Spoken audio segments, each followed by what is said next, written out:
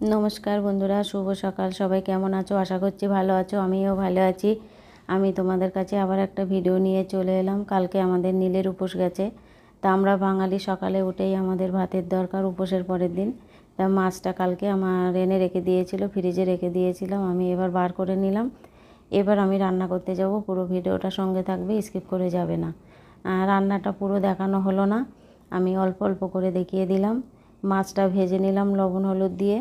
আর এদিকে আমি তরকারিটা বসিয়ে দিয়েছিলাম আর জিরে ফোড়ন দিয়ে। আর বেশি মশলা দিইনি, পেঁয়াজ রসুনও দেয়নি, কেননা কালকে উপোস গেছে, হালকা পাতলা রান্না করতে হবে।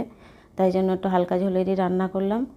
আর আলুটা দিয়ে ভেজে একটু বাটা মশলা দিয়েছি, আদা জিরে আর একটু কাঁচা লঙ্কা আর একটু টমেটো দিয়েছিলাম।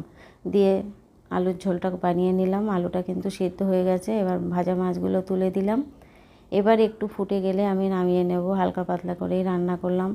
এটা সকালে খাওয়া হবে।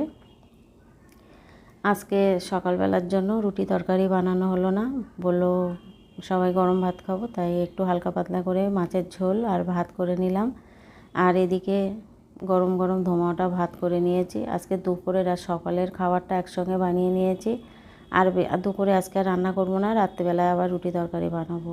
এটা সকালের জন্য। আর একটু দুপুরে বানিয়ে রেখেছি, একেবারে রান্নাটা করে নিয়েছি। এটা লাউর ডালনা করেছি বড়ি ফোড়ন দিয়ে। আর একটা মাছের তরকারি আছে, এটা দুপুরের জন্য। কেমন হলো বন্ধুরা কমেন্টে জানাবে। ভালো লাগলে লাইক কমেন্ট শেয়ার করে দেবে। আজকে সকাল দুপুরে রান্না রেডি হয়ে গেছে। আর সকালে একটু লস্যি বানিয়ে সবাইকে দিয়ে আমিও খেয়ে নিলাম। শুভ সকাল, সবাই ভালো।